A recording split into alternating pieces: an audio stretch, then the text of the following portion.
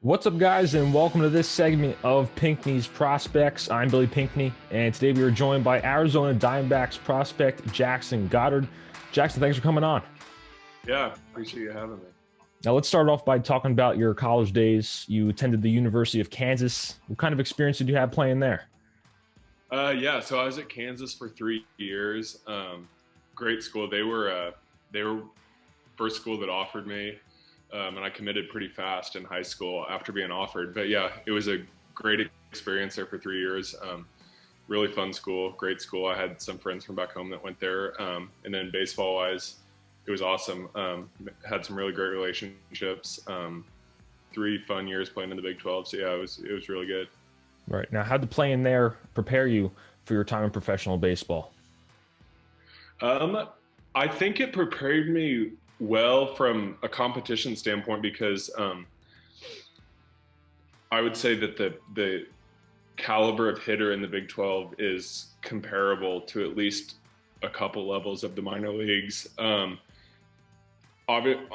in my opinion, I thought that playing at the college level as a starting pitcher where you're pitching at every seventh day instead of every fifth day actually made it probably a little bit harder transition to get used to that. But in terms of the competition level, I think it helped me a lot because the caliber of hitter in the Big 12 is really solid. Right. Now, in 2018, the D-backs drafted you in the third round, pretty high in the draft. Can you talk about when you found out that you were getting drafted? Yeah, it was I knew I was kind of a fringe guy between the back end of the first day and the start of the second day. So then, really, the first day, I mean, we were just watching. I was just with my family. I didn't have a draft party, obviously, because I wasn't about to have a big party and Right. not get taken on the first night. But yeah, we were just watching the draft on a we network, watching all the picks. My agent never called me, so once it got towards the end of it, I knew I probably wasn't going to go on that first day. And then, yeah, second day started, picks started going pretty fast. And then my agent called me really like probably less than a minute before I got drafted and was like, Arizona wants to take you with the 99th pick. Are you good with that? And I was like, yeah, you guys think that'd be a good fit? And they were like, yeah, we think it'd be a great fit. And I was like, all right, let's do this. And then it was announced probably 40 seconds later. So it's great. It's crazy Wow. how fast that process is once the picks start getting more rapid fire. Right. Now, so far, you spent 2 seasons in pro ball, played in single A in 2019, and recorded an ERA below 3 as a starter. Very solid numbers. What were some of the lessons that you had to learn when it comes to settling into the culture of professional baseball? Yeah, like kind of what I was talking about, how it was difficult, I thought, to adjust to the 5 day schedule in terms of the seventh day. Is I was a guy that when you have a full week between starts, I mean, you can get after it in the weight room, you can get after it throwing wise with long toss and stuff. And so I tried to kind of at the start of the season, I mean, really the first few months of the season, it was like I was trying to fit all of that into 5 days. Right. Now, instead of just taking my rest and like taking it a little more easy, I tried to fit all of the stuff that I would normally do in a seven day period into 5 days, and then I think that led to me being a little fatigued and probably not at my best. I still had a good year. I pitched well, but there was definitely some things that I think if I could have been more knowledgeable and had a better sense of how to treat my body and stuff, I think there's some improvements in some areas I could have made. But now, I mean, the only way to really learn that is by going through it. So hopefully I learned some good lessons and I'll be better for it this next year. Right. And I'm sure mentally it was tough too with that 7 day schedule. If you have a good outing, it's nice mentally, but then if you have a rough outing, it's Yeah, 7 days before you get back out gotta there. sit on that for a full week. Yeah, I had my fair share of this. Now, what pitches do you throw? Are there any that are in the works that you've improved since 2019? So the pit, I've pretty much thrown fastball, slider, changeup since I was a sophomore in college. There's been periods where I keep trying to incorporate a curveball, and I'll get to the point in bullpens where I feel like I'm throwing it well and like it looks good, like as you'd say, it looks good on paper. Then I'll go out there and throw it in the game, and it's just getting laced for doubles and stuff. Yeah. And I'm like, all right, back to the drawing board. That pitch sucks. But so I've been working on that a little bit, but it's not at the point where I'm confident enough to really use it much. But hopefully this off season I can get it to that point. Right. And a lot of guys say when they're throwing, both the slider and the curveball, they sometimes, overlap and Yeah, it's that was my tough. problem. Is yeah, I had a good slider. Mm, There's times where I'll have my slider will be really good, and then I'll start trying to throw a curveball, and then it just meshes into like a bad hybrid between the two. like a slurve. Yeah. So yeah, I mean, I really don't even like if I can just throw my slider the way I want to throw it. I really don't need a curveball. So it's kind of in my mind, it'd be nice to have both. But if I'm throwing one well, if I just have one good power breaking ball, I'm good with that. I don't need to try to add anything else. Right. And I also recently spoke to another member of the D-backers organization, Blake Workman, and he mentioned how big they are in having players with good personalities. Is the value that they hold in a player's personality a factor that you've noticed in how the organization operates? Yeah, that's definitely something I've noticed.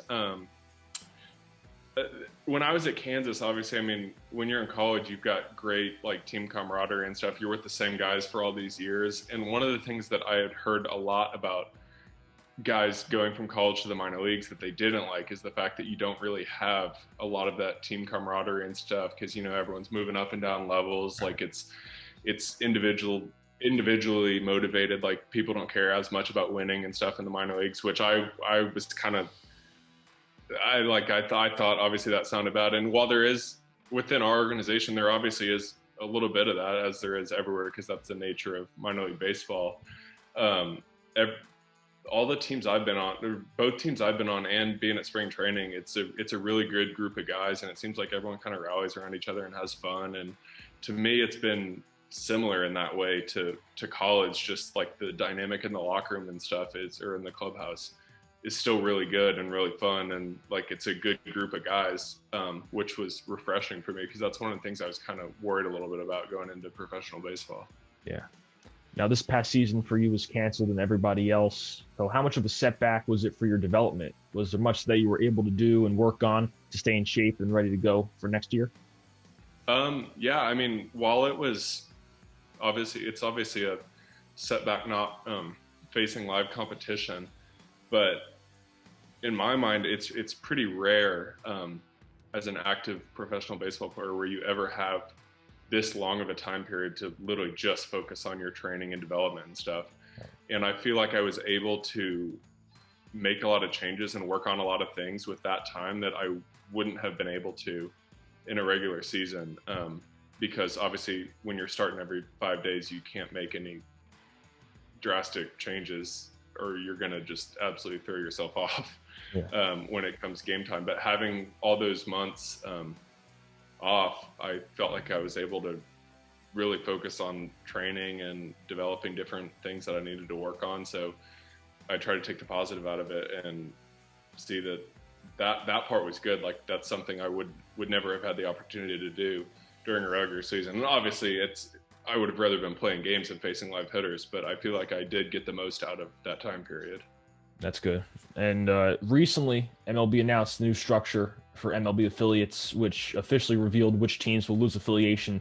And included in that group is the Kane County Cougars, which was the team that you played for in 2019. So I'd love to get your thoughts on the new structure that MLB implemented and seeing a team that you just played for being left without an affiliate. Yeah, I was extremely surprised by that because I haven't kept up with it religiously, but I saw that the original list of teams that was proposed to be cut, and Kane County wasn't on that. And it's surprising for me because, I mean, I want to say they're top 20 to 30 in all of the minor leagues in attendance. Wow. I thought it was the best setup in that whole league because you're right outside downtown Chicago. I don't know what happened behind the scenes, or I obviously have no idea what happened in those negotiations, but I was very surprised by that. I'm not going to call any teams out, but I was surprised by some of the teams that did make the cut when Kane County didn't make the cut. But yeah, interesting. But hopefully, I mean, I'm sure they'll do well. And I saw that they're still in the partner league or something along those lines. I'm sure they'll still do well with that and draw well and stuff. But yeah, that was unfortunate. I was surprised by that. Yeah, a lot of teams have those prospect leagues, the draft leagues, and then some go to independent ball. So I'm sure they'll somehow be They involved landed somewhere. I can't remember exactly where it was, but I know they landed in one of those. Right, right. And I asked this question to all the prospects that I talked to. Is there anyone you've modeled your game after, or someone who has influenced your game along the way? Um, in terms, I would say not in terms of the physical side of it, because obviously it's kind of impossible to do that as a pitcher, because there's so many different factors on why you can or can't throw like another guy. Right. But mentality wise, probably my favorite pitcher to watch is Scherzer. And that's a guy that I try to just, like, if I can get into that frame of mind, like I'm going to be pretty good. It's my favorite guy to watch for sure from a mentality standpoint and try to model myself after. Yeah. And the last question I want to ask you today is what advice you would give to a younger prospect, whether in high school or college, who might be going through that process of recruitment or getting drafted? I would say just for high schoolers going through recruitment, just be confident in your ability and be confident with your own skill set and stuff, and don't be overly influenced by what people are telling you to do or what colleges are how good colleges are telling you are or aren't. Just trust your own ability and just trust that it's going to take you wherever you want to go. So don't feel like you need to settle. And in terms of college to pro, guys getting looks college to pro, I guess, I mean, it'd kind of be pretty similar, but just same deal. Just know your own, like it really at every level. You've got coaches telling you how you should and shouldn't do things, and there's all these outside guys telling you how you shouldn't do things, and it can be overwhelming if you listen to everything.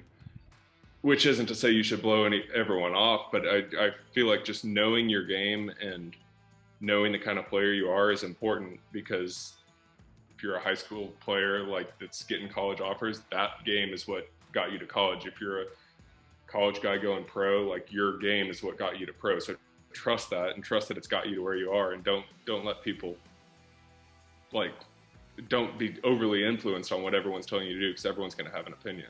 That would be my biggest piece of advice. All right, Jackson, I appreciate you coming on, and enjoyed the offseason. Yeah, I appreciate you having me. All right, to all you guys watching, thanks for tuning in, and we'll see you next time here on Pinckney's Prospects.